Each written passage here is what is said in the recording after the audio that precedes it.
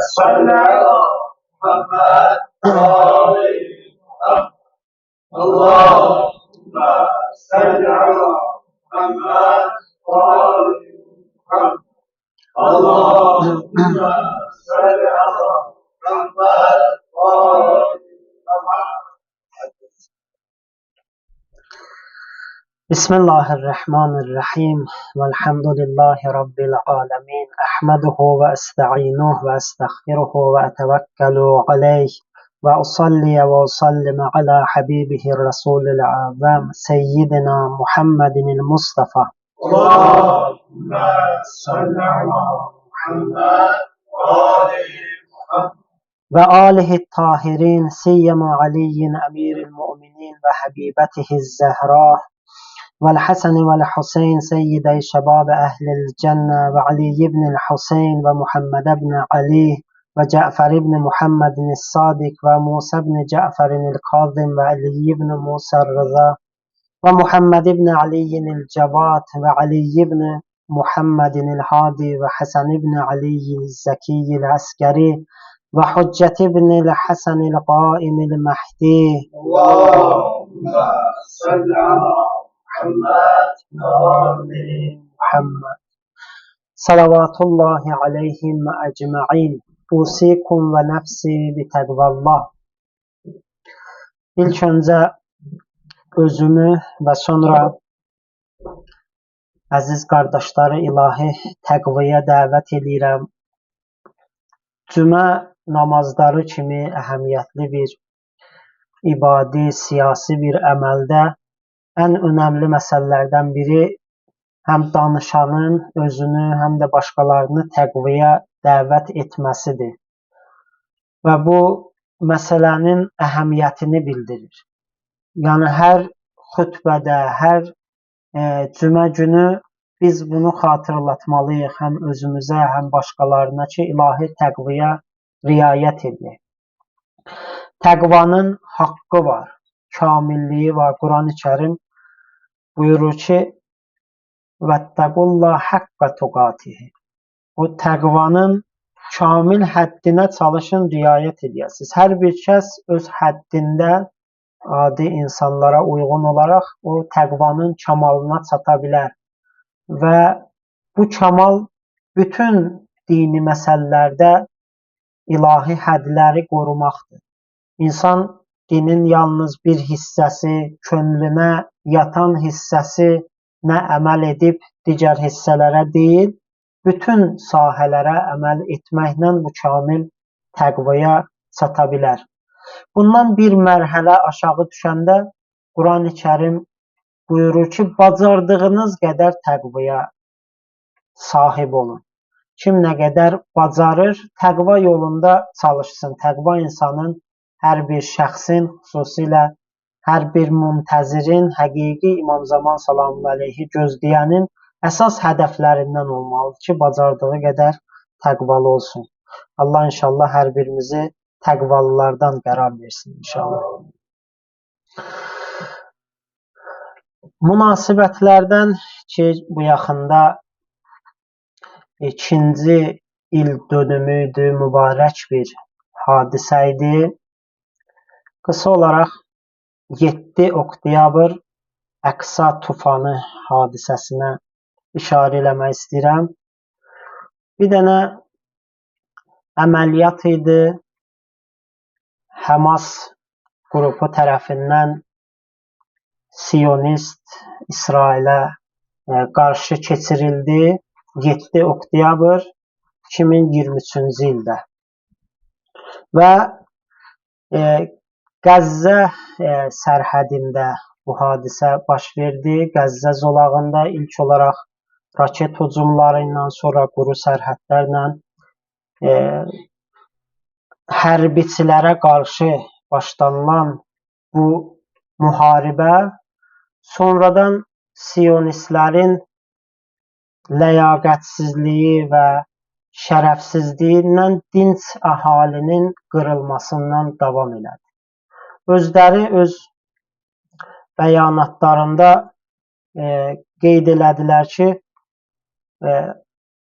bu addım Siyonistlərin İsrailin təcavüzkarlıq ruhiyyəsinə, Fələstinlərə hörmətsizlik, Məscid-ül Əqsiyə hörmətsizlik etdiklərinə görə başladı. Və bu da bayaq birinci xutbədə də mən qeyd elədim. Bu bir dənə İslamın göstərişidir ki, nə zülm eləyin, nə də zülmə boyun əyin. Və bu onların izzətli bir addımı idi ki, bizim mərci təqlidlərimiz də bu məsələni təsdiqlədilər, onlar üçün dua elədilər və düşmənin nabudunu istədilər Allahdan. Ayətullah Xameneyi bu hadisə barədə belə buyurur ki, bu bəla ki, siyonistlərin başına gəldi, onların öz əməllərinin nəticəsi idi ki, Allah onların başlarına gətirdi. Zülm və cinayət həddini aşanda və son həddə çatanda gərək tufan gözləntisində olasan ki, bu baş verdi. Bu addım, bu şücaətli və fədakarlıqla olan Fələstinlərin addımı qəsbkar düşmənin cinayətlərinə, illər boyu davam edən cinayətlərinə bir cavab idi. Ki, axır aylarda çox şiddətlənmişdi. Və bunun günahkarı da hazırki qəsbkar dövlətin başçısıdır. Deməli, bu bir mübarək hadisə idi və dinimiz bizə buyurur ki, Allahın o günlərini, mübarək günləri xatırladın. Allah inşallah bu İslam ordusunu və bu mücahidləri qələbəyə çatdırsın inşallah. Allah İslam düşmənlərini, xüsusilə dövrümüzün ən cinayətkar rejimi olan İsraili məhv nabud eləsin. Düşmənin nüfuz metodlarından danışırdıq keçən həftələrdə. Onlardan biri də şayə yaymaqdır. Düşmənin işi şayə öz hədəfinə çatmaq üçün istifadə elədiyi metodlardan biri şayə yaymasıdır. Baxın, İslam dini həmişə insanlara tövsiyə eləyir ki, bir şey barədə elmin yoxdur, yəqinliyin yoxdur, arxayınlığın yoxdursa, o barədə söz açıb danışma. Bir mübarək ayədə vurğulanır ki, bir şey barədə elmin yoxdursa, ona etimad eləmə. Çünki sənin qulağın, dilin, qəlbin, bütün bunlar həmin o məsələ barədə məsuldur və qiyamət günü cavab verəcəksən. İmam Baqir əleyhissalam səhv eləməsəm bir hədisdə bir şəxsə deyir ki, Ləysə ləkə ən təkəlləmə bima şit. Sən hər istədiyin sözü danışa bilmərsən. Adam elə ağzını açsa, hər nə istəyir, harada nə istəyir danışa, buna heç bir kəsin haqqı yoxdur. Çünki mübarək Yasin surəsində də biz oxuyuruq. Əl-yevmə nəxtimu alə əfvahihim və tukallimuna əydihim və təşhədu ərculuhum bimə kənu yaksibun. Qiyamət günü insanın dili danışmayacaq, dilinə icazə verməyəcəklər artıq danışsın. Onun əlləri, ayaqları danışacaqdır. Baxın, bəzən hətta insan bilmədiyi, yəqin etmədiyi şeylər barədə danışmamalıdır heç. Bəzən dəqiq bildiyini də danışmamalıdır. O ki, qaldı hələm bilmədiyi barədə söz açar. Baxın, İslam dini görün necə dəqiq, necə mükəmməl hər bir kəsi hidayət edir, hər bir kəsə yol göstərir. Aleyhisselam buyurur, la təqul mə lə tə'ləm. O şeyi ki bilmirsən, danışma. Bəl la təqul kullu mə tə'ləm. Hər bildiyini də danışma. İnsan çox diqqətli olmalıdır. Bizim mövzu birinci tərəfdir. Hələn bunda böyük problemlərimiz var. Bəzən bilmədiyimiz şey barəsində danışırıq. O ki qaldı, hələn din bizə yol göstərir, hər bildiyini də, bəzən o dəqiq bildiklərini də gərək danışmayasın. Mən əgər o dəqiq bildiyimlə, danışmaqla müxtəlif, indi şəraitlər fərqlidir, fitnə düşəcək və müxtəlif problemlərə yol açacaqsa, mən gərək o dəqiq bildiyimi də danışmayım. Baxın, bu şayiə məsələsi o qədər önəmlidir ki, əziz İslam Peyğəmbəri Əhzab döyüşü idi. Əhzab döyüşündə iştirak zamanı münafiqlər, o qəlbi xəstə olanlar şayiə yaymağa başladılar. Peyğəmbərin ölümü ilə bağlı və yaxud Peyğəmbərin əsir düşməsinlə bağlı. Və bu da İslam ordusunda həyəcan, stres, nigarançılıq, ümidsizlik yaratdı. Və imanı zəif olanlarda da bu həmin şayiə məsələsi təsir qoydu. Bu, İslamın əvvəl çağlarından olan elə düşmənlərin istifadə elədiyi bir metoddur. Əleyhissalam Nəhcül Bəlağanın 78-ci xütbəsində belə buyurur ki, hər sözü, hər mətləbi nəql eləməkdən çəkinin ki, onun barəsində kifayət qədər məlumatınız yoxdur, elminiz yoxdur, onları danışmaqdan çəkinin. Çünki düşmənlər, şər insanlar əsassız şayələri mənim əleyhimə danışdıqlarını eşitmişəm ki, sizə istəyirlər ki, o əsassız şeyləri mənim barəmdə çatdırsınlar. Şayiə əsası olmayan xəbərdir ki, onun yerinə yetirən, o şayiəni yayan, deyənin hədəfi tanınmış, abırlı insanların şəxsiyyətini terror eləməkdir. Və xüsusilə bu məsələ cəmiyyətdə olan abırlı insanlara və görkəmli insanlara qarşı bu məsələ baş verir. Amma fərqi yoxdur. İstəyir insanlara qarşı, istəyir müxtəlif mövzularda, istəyir fərdi məsələ, istəyir ictimai məsələdə əsası olmayan xəbərin nəşr edilməsidir, yayılmasıdır. Quran-ı Kərim bu əməli böyük günahlardan hesab eləyir ki, onun həm dünyəvi cəzası var, həm də axirətdə böyük cəzası var. Əzabun əlim, böyük dərdli əzab gözləyir belə bir şəxsləri. Mübarək ayədə şayiə barədə belə oxuyuruq. Bismillahirrahmanirrahim. İnnellezine yuhibbuna en teşi'al fahişete fillezine amanu lehum azabun alim fid dunya vel ahire. Vallahu ya'lemu ve entum la ta'lemun.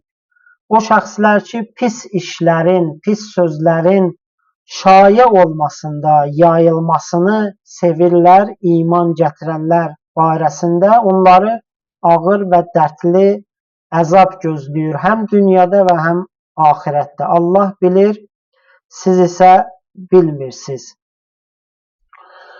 Baxın, əziz İslam Peyğəmbəri Həzrəti Muhammed sallallahu aleyhi və səlləm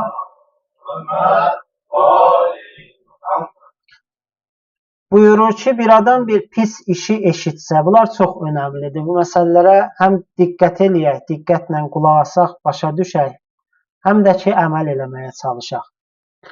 Bir nəfər pis bir işdən xəbərdar olsa və onu ifşa eləsə,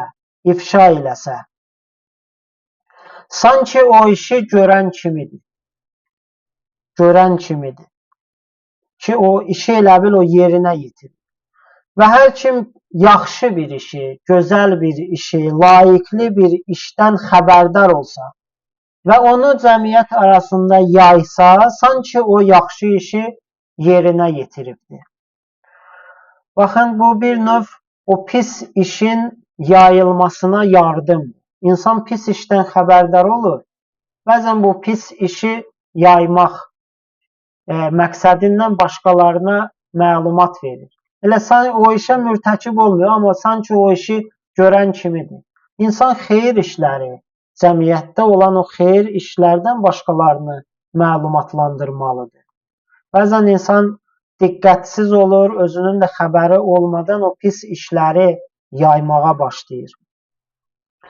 Şayənin bəzi xüsusiyyətləri var. Düzdür, dedi, şayə əsassız xəbərdir. Amma onun arxasında o şayəni yayanın bir hədəfi dayanır. Bu birinci məsələ. Şayənin sərhədi yoxdur.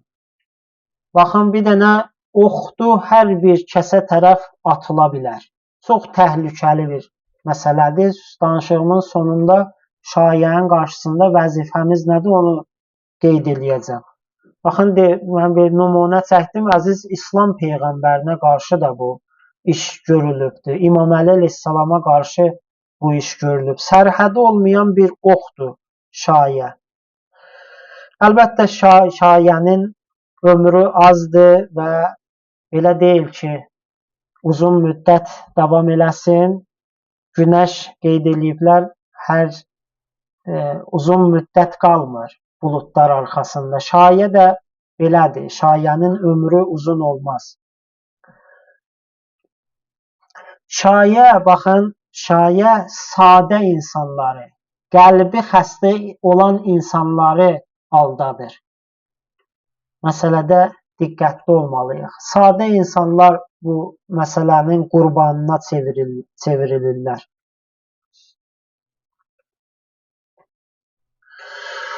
Və bunu yerinə yetirənlərdə çox vaxt qərəzli insanlardır. Həsadət üzündən bu işi görürlər.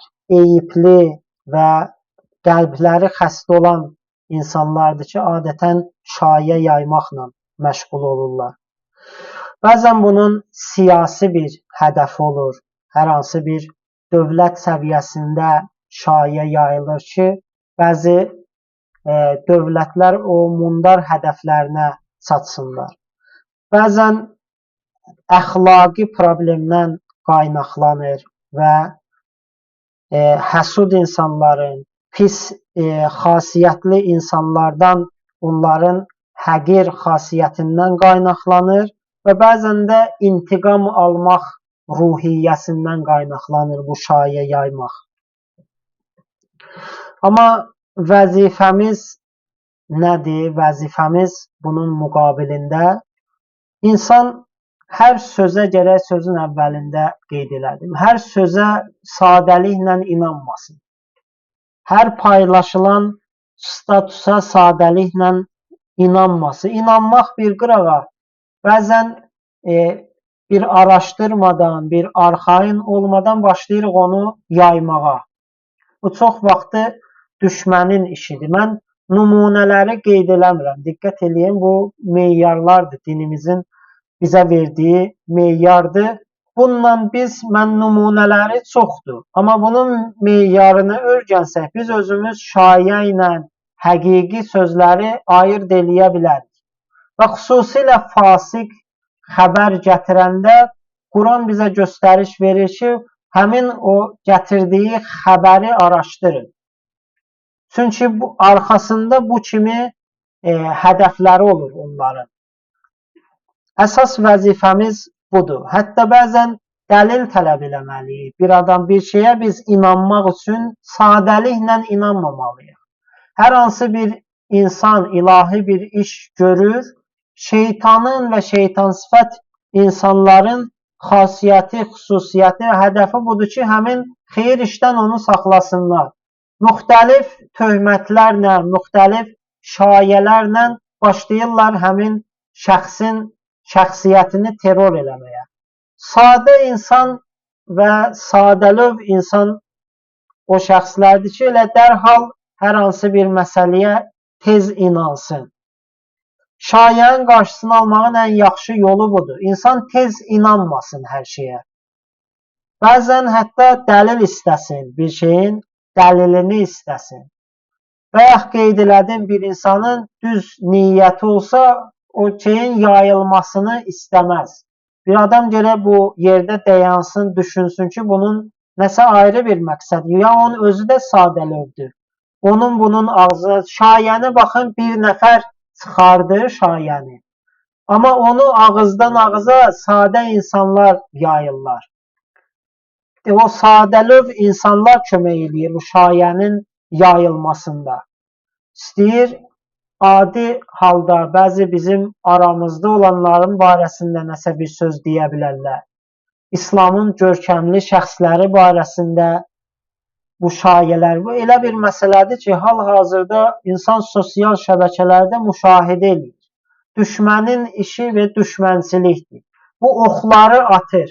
Dediyim bəzən o keçən cümələrdə qeyd eləmişəm, casusluq oxunu atır. Bəzən səmimi pulla aldatmaqla, səmimi münasibət qurmaqla, bəzən bu yoldan istifadə eləyərək, hansı tutsa, hansı baş tutsa ondan istəyir hədəfinə çatsın. Hədəfi də müsəlmanlara qeyd elədiyim kimi müsəllət olmaqdır. Bu nüfuz vasitələrindən istifadə eləyir ki, müsəlmanları öz əhatə dairəsinə keçirsin, öz hakimiyyət dairəsinə keçirsin, özündən asılı eləsin. Allah inşallah düşmənlərin hilələrini özlərinə qaytarsın inşallah. Allah İslam düşmənlərini hidayət olmurlarsa məhv nabud eləyib köklərini yer üzündən kəssin. Allah İmam Zaman salamun aleyhin zuhurunu təcil eləsin. Allah Teala dünyanın hər bir yerində zülmə məruz qalanlar var, haqsız yerə zindanda olanlar var. Hər birinə yar və yardımcı olsun. Bismillahirrahmanirrahim. Qul huvallahu əhəd, Allahus samad, ləm yəlid və ləm yulad və ləm yəkul ləhu kufuvan əhəd. Əssalamu aleykum və rəhmətullahi və bərəkətuhu.